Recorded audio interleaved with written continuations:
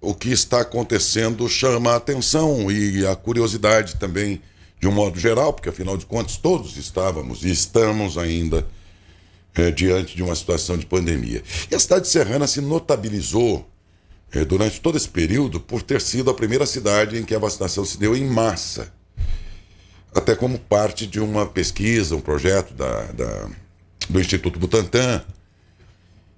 E agora que nós temos o estado todo com uma situação mais amena, controlada, vejam que nós aqui que já tivemos 80 e poucos internados, hoje temos 2. O que faz imaginar nesse universo de internados que mesmo aqueles que não foram internados não devem ser em grande quantidade assim, numa cidade de 90 mil habitantes. O noticiário que vem agora mais recentemente da cidade de Serrana, porém, dá conta de que eram, por exemplo, em setembro cerca de 170 e que agora em outubro o município fechou com 563 casos. Daí nós ficamos curiosos. Será que a vacina, que até agora a medicina não sabe o tempo de validade dela exato e de cada uma delas, tudo isso nós estamos aprendendo, a ciência está aprendendo com essa situação? Será que esse então é o prazo de validade e por isso os casos começaram a aumentar, ou há alguma razão já detectada, ou não conseguiram detectar ainda? Então, alguém diria, esse é um problema de Serrana. Não, esse é um problema que interessa a todo mundo, porque Serrana tem servido para nós, né, de um elemento de aprendizado, porque a humanidade foi surpreendida. A ciência vai ter muito tempo agora para entender um monte de coisas que às pressas não deu para entender. E essa situação de Serrana realmente é bastante curiosa. Por isso nós procuramos pela secretária de saúde daquele município, Leila Guzmão, a quem agradeço antecipadamente pela gentileza de nos atender, para tentarmos entender se é que eles já sabem também o que é que estaria acontecendo. Leila, muito obrigado pela sua gentileza e bom dia. Bom dia, Daércio Neto. Eu fico lisonjeada e agradecida pelo convite. Saudades FM e TVM. Um abraço a todos os ouvintes. E aí, Leila, vocês já entenderam o que é que estaria acontecendo? Porque, de certa forma, logo Serrana, ironicamente, parece, por esses números, estar na contramão do que tem acontecido nos outros municípios que só vacinaram mais tarde. E aí? A gente já esperava por isso, porque a vacina ela foi produzida rapidamente, porque o Covid pegou todos de surpresa, não só Serrana, mas o mundo todo. E com a volta à normalidade e com a diminuição de protocolos e aumento de aglomeração devido à liberação, era natural que surgisse esse contágio. Até porque a vacina não impede que o munícipe, que a pessoa que foi imunizada, ela de contrair a doença. Porém, nós temos que ressaltar a função da vacina, que é evitar a forma grave da doença. Então, mesmo com os números positivados de 563 casos hoje, eu tenho 6 internados. Então, isso, a ciência e a vacina, ela comprova que a vacina é eficaz. Vejam, nós temos dentro dessas pesquisas todas a informação também científica de que a vacina tem 2 propósitos, né? O primeiro é de impedir que o vírus acometa alguém e depois ela tem uma outra função que, em acontecendo isso, ela ameniza os impactos da doença na pessoa, né? Então, Isso. Serrana tem quantos mil habitantes? Quase 50 mil habitantes. Quase 50 mil, ela é mais ou menos a metade da população matonense, por exemplo, do nosso Isso. município aqui, onde nós temos 2 internados, né? Mesmo levando em também não pode ser referência, né? Mas ainda assim fica parecendo que neste momento Serrana tem bem mais, inclusive levando em conta que a vacina ela tem essas 2 funções, né? Então, será que a função de proteger, isto é, impedir que o vírus pegue a pessoa, não estaria enfraquecendo e ainda essa segunda função de amenizar o impacto na pessoa está mais em vigor ainda, vamos dizer assim. Vocês, em outras palavras, vocês não desconfiam que talvez esteja enfraquecendo o poder de eficácia da vacina a esta altura? Não, hoje nós temos em torno de 85% dos idosos que completaram o ciclo vacinal, que seria a terceira dose. Nesse positivado, nesse número que a gente tem de 563, de 6 internados, a gente percebe que é uma população de 20 a 45 anos, 50 anos. Então, eles não estão com a terceira dose, que hoje, a partir da semana que vem, nós estamos esperando só oficial aí pelo governo do estado, que nós possamos fazer a terceira dose nos munícipes de 18 a 59 anos e 11 meses. Então, a gente percebe que a terceira dose, ela é importante. Serrana, de novo, vai ser referência para o mundo. Não, não tem dúvida. A Serrana se notabilizou, embora as circunstâncias não sejam agradáveis, mas ela se notabilizou por ter sido exatamente nosso campo de pesquisa, né? Cujos resultados interessam e beneficiam a todos, independente de ser de Serrano ou não, né? Não tem dúvida nenhuma. Mas depois vamos dar uma olhada em Botucatu depois, Adalberto, como é que está a situação lá? Porque Botucatu também foi um laboratório, nesse caso, de outra marca de vacina, acho que foi a AstraZeneca lá, né? Só para ver como é que está a situação por lá também. A letalidade aí no município baixou só de uns 2 meses para cá, como na maioria dos municípios, ou vocês também tiveram a baixa de mortes, de óbitos bem mais cedo?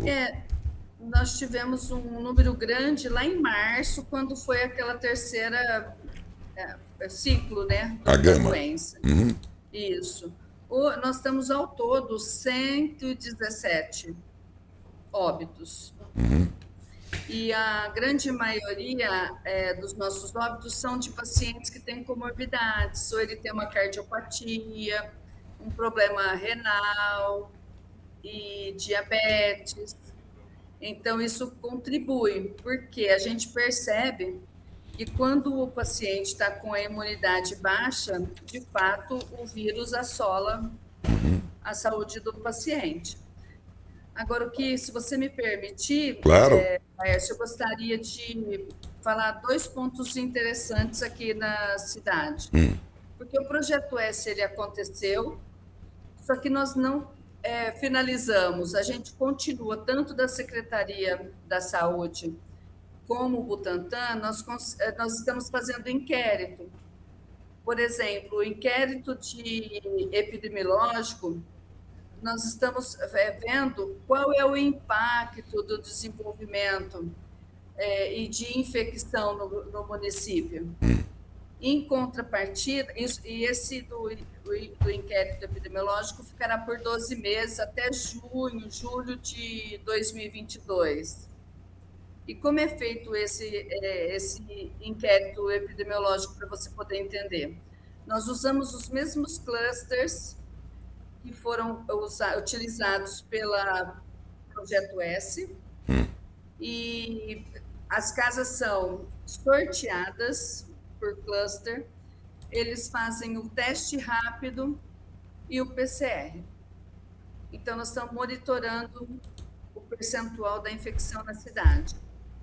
Em contrapartida, o Butantan também tem feito um inquérito sorológico, para a gente poder ver aquele munícipe que tomou a vacina, para ver quanto que de anticorpos ele desenvolveu. Entendeu? E agora, nós estamos nesse final de semana, todas as pessoas que tiverem uma dúvida sobre a sua imunidade, nós estamos com um médico lá na Vigilância Epidemiológica no sábado e domingo, para poder receber esses pacientes, orientar e esclarecer alguma dúvida que eles têm. E na sequência, como nós temos aí 85% 95% dos idosos já que completaram o ciclo vacinal da terceira dose, 95% dos profissionais da saúde que também completou o ciclo com a terceira dose, o reforço, e agora nós estamos assim esperançosos com essa terceira dose que vai ser anunciada pelo governo. Nós estamos esperando somente chegar oficialmente, mas nós estamos já preparados, juntamente com a Glenda, que é a minha coordenadora da vigilância epidemiológica, para organizarmos e atender essa população dessa faixa etária que eu te falei, de 18 a 59 anos.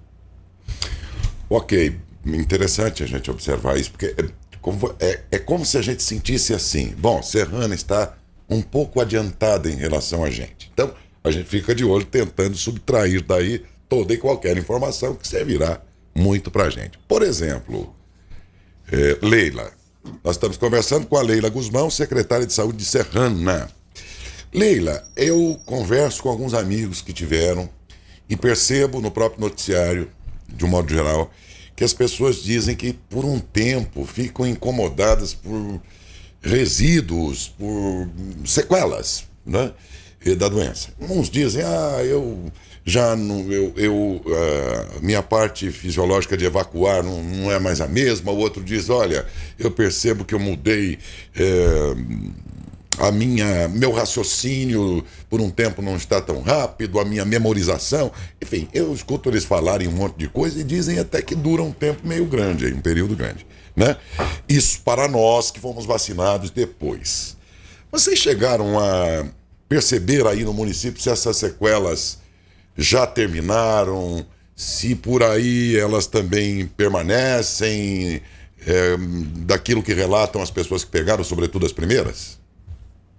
Sim, essa sequela, ela de fato ocorre.